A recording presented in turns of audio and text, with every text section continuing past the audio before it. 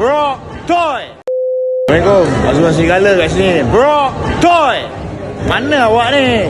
Saya ada, awak tak ada. Saya ada, awak tak ada. Macam mana nak tahu? Next jangan tak datang Tak datang saya pergi lakit. Bro, mana kau? Apa cerita ni dengar bro Toy cakap nak datang tapi tak jadi datang. Aduh, come on bro. You have to come to our show more often. Hope to see you next show.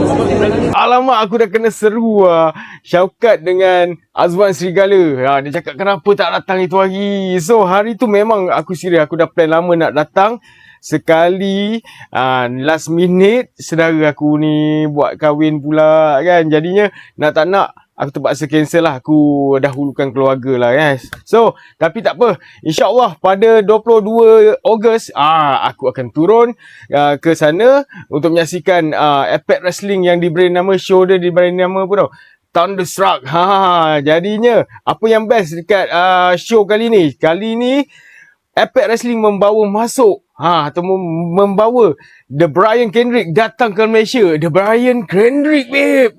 Itu adalah former cruiserweight champion WWE punya dan ex-wrestler WWE. So kalau korang yang berminat nak tengok secara live wrestling depan mata, korang jangan lepaskan peluang. Kali ni tiket korang boleh dapatkan dekat Impact Wrestling ataupun korang pergi kat bio aku.